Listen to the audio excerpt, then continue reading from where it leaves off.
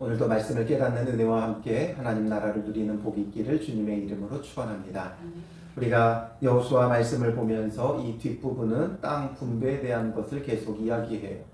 내가 받는 땅이 아니기 때문에 우리에게는 크게 관심이 없을지 모르지만 그 원리에 있어서 우리가 하나님 나라를 기업으로 얻는 것을 우리가 볼 수 있어야 되고, 그것을 깨달으면 우리는 하나님 나라를 향해 더 참되게 바르게 사모하는 마음을 가지게 되어질 것입니다.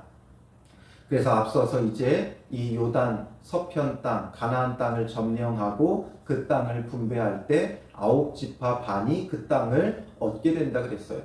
왜냐하면 2지파 반은 요단 동편에서 땅을 얻었기 때문이죠.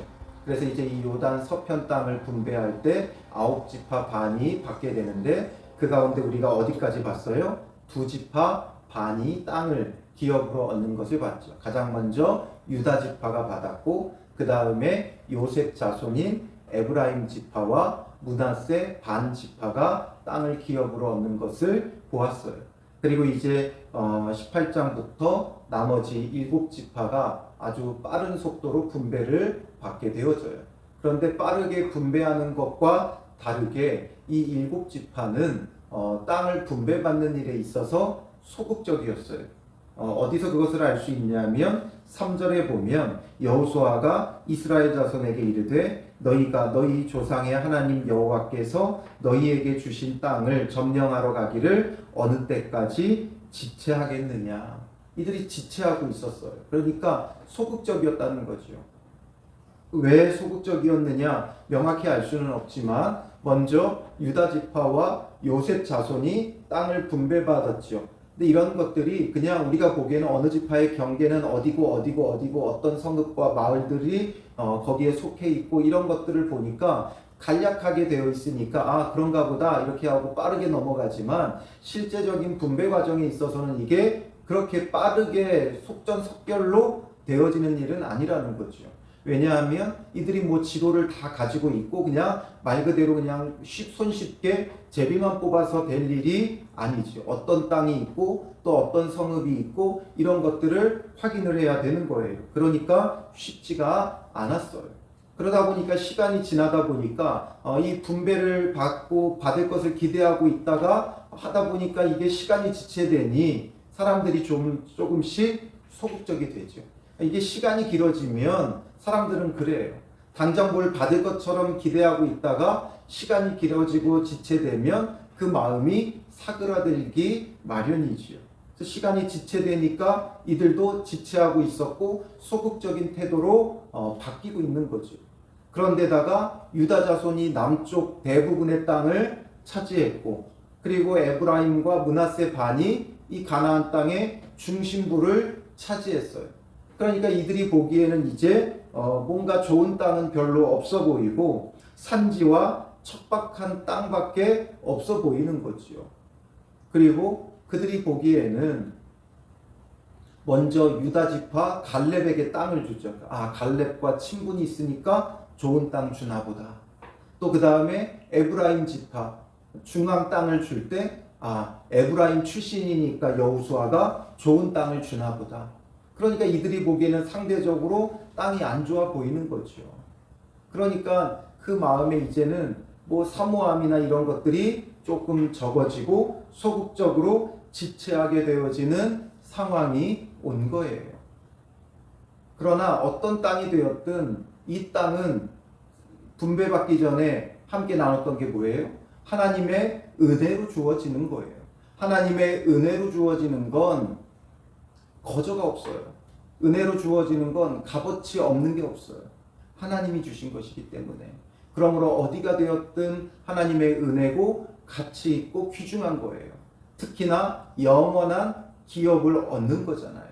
그러니까 가치 없는 게 없는데 이들은 마음이 그들도 모르게 이렇게 해이해지게 되어진 것이죠. 그래서 여호수아가 어떻게 합니까? 1절에 보면 이스라엘 자손의 온 회중이 실로에 모여서 거기에 회막을 세웠으며, 그래서 여호수아가 가장 먼저 하는 건 실로에 회막을 세우는 거예요. 그냥 버려지지 않게끔 이 땅들을 이들이 사모하는 마음으로 다시금 분배받고 또 그 땅을 점령해 가게 하기 위해서 가장 먼저 하는 것은 실로의 회막을 세우는 거예요. 그동안 법궤가 언약궤가 어디 있었어요? 길갈에 있었죠. 길갈에 있던 것을 이제 실로에 세우게 되고 실로에 세운 이 회막은 사사시대를 거쳐 사울 왕 이전까지 이곳에 있게 되어져요. 그리고 법궤를 블레셋 사람들에게 빼앗기기 전까지는 법궤가 이곳에 있고 회막에서 하나님을 제사하고 예배하는 중심지가 되어지죠. 그래서 여호수아는 이렇게 지체될 때 다른 어떤 것보다 먼저 회막을 세웠어요. 회막을 세웠다는 건 하나님 앞에 나아왔다는 것이고 하나님 앞에 예배했다는 거예요. 그러므로 우리가 하나님 중심을 바르게 세우는 것, 이게 중요해요. 가치 없는 것이 없는데 우리 안에 이런 사모하는 마음들이 사라져갈 때, 우리가 신앙생활을 오래 하다 보면 우리 안에 가치 있던 것들이 어느샌가 가치 없는 것으로 여겨지며 우리도 소극적인 자세를 가질 때가 많죠. 그래서 우리가 대부분 흔히 하는 얘기가 뭐예요? 첫사랑을 회복해라. 처음 예수 믿을 때는 열정적이었고 모든 것이 귀했어요. 귀하지 않은 것이 하나 없었어요. 그냥 교회에 나오기만 해도 기뻤고 어떻게든 교회에 오려고 했고 어떻게든 엎드리려고 했었죠. 그런데 어느샌가 신앙의 시간이 길어지면서 모든 것들이 익숙해지고 예배가 익숙해지고 기도가 익숙해지고 모든 신앙생활이 익숙해지면서부터 그 사모하는 마음들이 덜하게 되어지지요. 그러니 우리가 다시금 이 사모하는 마음을 주님 앞에 세워야 돼요. 그래서 우리의 신앙을 다시금 점검해야 되고 하나님과 만나는 그 감격이 회복되어지지 않으면 우리의 신앙은 점점 무미건조해지게 되어 있고 가치가 없는 것처럼 여겨지며 덤덤하고 무뎌지는 거지요. 그러니 우리가 지체하고 있는 것이 무엇인가? 무뎌져 버린 것이 무엇인가? 가치 없게 여겨지는 것이 무엇인가? 너무나 익숙해져 버리고 닳고 닳아버린 우리의 신앙의 방식을 다시 한번 살피며 정말 우리의 중심에 예수 그리스도를 세우는 것에서부터 다시금 시작해야 돼요. 예수 그리스도가 우리 중심에 바르게 서지 않으면 우리는 모든 것들이 그냥 종교 생활이 되어지고 익숙해지고 무뎌지고 지체하게 되어지는 거죠. 그래서 회막을 세우며 여호수아는 어떻게 해요? 그들로 하여금 언약을 다시금 상기시키는 거예요. 회막의 중심에 뭐가 있어요? 언약궤가 있죠. 그러니까 언약을 다시금 확인하며 그 언약이라는 건 하나님의 약속이죠. 하나님의 약속을 다시금 확인하며 그들의 신앙을 고취시키고 하나님을 통해 약속된 축복이 무엇인지를 바라보게 하는 거예요. 그러니 하나님의 그 약속을 바라보니까 이전에는 이제 좋은 땅은 지들이 다 가져가고 우리에게는 척박한 땅을 주는구나 여겨질 수밖에 없었던 상황이 하나님의 약속을 바라보니까 너무나도 귀하고 값진 것으로 보여지는 거죠. 그래서 우리에게 중요한 건 예수 그리스도를 중심에 세우고 예수 그리스도를 통해 우리에게 약속된 것이 무엇인지를 확인하는 게 중요해요. 그렇지 않으면 모든 것들이 나의 희생인 것 같고 나의 수고와 노력인 것 같고 자기의 그 수고와 공로에 비해 인정받지 못하는 게 복받지 못하는 게 의미 없게 느껴지는 그런 자리로 가게 되는 거예요. 그래서 우리는 예수 그리스도를 우리 중심에 바르게 세우고 예수 그리스도를 통해 약속된 하나님의 은혜와 하나님의 축복을 늘 확인해서 우리의 신앙을 고취시켜야 돼요. 우리의 신앙이 무뎌지지 말고 닳고 닳아 없어지지 말고 정말 주님 앞에서 바르게 우리의 신앙을 날마다 점검하고 또 하나님의 약속의 축복을 통해 기대와 사모하는 마음, 소망을 잃으면 안 되는 것이죠.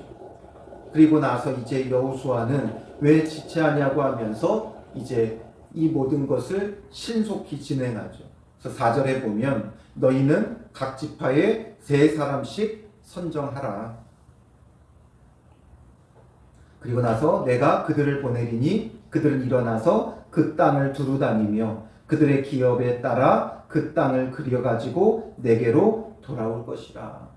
그래서 3명씩 뽑아서 남은 땅을 돌아보고 그려오라는 거예요. 그래서 6절에 보면 그 땅을 7부분으로 그려서 이곳 4개로 가져오라. 그러면 내가 여기서 너희를 위하여 우리 하나님 여호와 앞에서 제비 뽑으리라. 그래서 7부분으로 그려와라. 이제 7지파가 남았으니까 7부분으로 그려오면 이제 내가 여호와 앞에서 제비를 뽑아서 이 땅을 너희에게 분배해 주겠다. 내 임의대로 하지 않고 너희들이 그려온 대로, 그리고 제비를 뽑아서 가장 공정하고 공평하게 서로 분배받을 수 있게끔 하겠다라는 거죠. 그래서 그 사람들이 8절에 보면 일어나 떠나니 여호수아가 그 땅을 그리러 가는 사람들에게 명령하여 이르되 가서 그 땅을 두루 다니며 그것을 그려가지고 내게로 돌아오라. 내가 여기 실로의 여호와 앞에서 너희를 위하여 제비를 뽑으리라. 다시 한번 강조하죠. 그것을 그려가지고 내게 돌아오라는 거예요. 그러면 내가 여기 실로의 여호와 앞에서 너희를 위하여 제비 뽑으리라. 그러니 이 사람들이 순종하며 가죠. 그래서 가서 9절에 땅으로 두루 다니며 성읍들을 따라서 7부분으로 책에 그려서 실로 진영으로 돌아와 여호수아에게 나아오니 여호수아가 그들을 위하여 실로의 여호와 앞에서 제비를 뽑고 그가 거기서 이스라엘 자손의 분파대로 그 땅을 분배하였더라. 그래서 이제 그 땅을 남은 7지파에게 분배하게 되어지는 거예요. 지체하던 일들이 굉장히 급속히 이루어지죠. 오늘 우리 안에도 마찬가지예요. 우리가 지체하고 지체했던 것 어느 때까지 지체하겠어요? 하나님의 그 약속을 확인하고 신속하게 순종하며 이루는 게 중요해요. 주님 안에서 우리가 마땅히 해야 될 사명이 있다면 뒤로 미루고 지체하고 소극적으로 나아가지 말고 하나님 앞에서 지체 없이 신속하게 행해야 하는 거죠. 그래서 이제 이들이 분배받은 땅에 대해서 이제 이후에 나오게 돼요. 18장부터 19장까지 이 7지파가 분배받은 땅이 어디인가 이것을 이제 구체적으로 명시하죠. 그러면 이제 분배가 끝나게 되고 분배가 끝나면 이제 여호수아의 마지막 고별 설교와 같은 내용들을 이제 뒷부분에 정리하며 여호수아서가 마무리되게 되어져요. 이렇게 7지파까지 이제 땅을 분배받게 되어지죠. 우리도 주님 안에서 하나님 나라를 우리의 기업으로 얻는 데 있어서 지체하지 마세요. 하나님이 복 주신 사람들을 보며 마냥 부러워하고 내 처지가 내 처지로 인하여 그저 지체하고만 있지 말고 하나님이 주시는 것은 귀하지 않은 것이 없다. 어떤 것이든 귀하지 않은 것이 없다라는 것을 기억하며 주님 안에서 오늘 하루도 기대하고 소망하고 예수 그리스도를 통한 그 약속을 가지고 우리의 신앙을 고취시키며 하나님 나라를 사모하는 믿음의 사람들 되시기를 주님의 이름으로 축원합니다. 기도하겠습니다. 살아계신 아버지 하나님, 하나님 나라가 우리에게 어느샌가 막연한 죽어서 가는 천국으로만 여겨질 때가 많이 있습니다. 우리 안에 있는 이 사모함이 많이 사그라들어져 가는 이때에 더 이상 우리의 마음이 믿음이 지체하지 말게 하시고 하나님 나라를 향한 사모하는 마음이 있게 하시고 사모하는 마음마다 하나님께서 주시는 은혜의 축복 가운데 그 삶이 하나님 나라가 되어지는 은혜와 축복을 누리게 하여 주시옵소서. 오늘 하루도 우리 안에 사그라들었던 마음과 믿음을 다시금 점검하게 하시고 우리 중심에 예수 그리스도를 세우며 예수 그리스도를 통해 언약하신 하나님의 그 약속을 바라보고 약속된 축복을 사모하는 마음이 오늘 우리 가운데 소망이 되게 하시고 이 소망을 가지고 오늘 하루도 하나님 나라를 기대하고 사모하며 누리는 하루가 되게 하시고 우리에게 약속된 하나님 나라의 축복이 오늘의 삶에 이루어져 가게 하시고 온전히 이루어질 하나님 나라를 기대하며 사모하며 마라나타 주 예수여 오시옵소서 사모하는 마음들이 되게 하여 주실 줄 믿사오며 예수님의 이름으로 기도합니다. 아멘.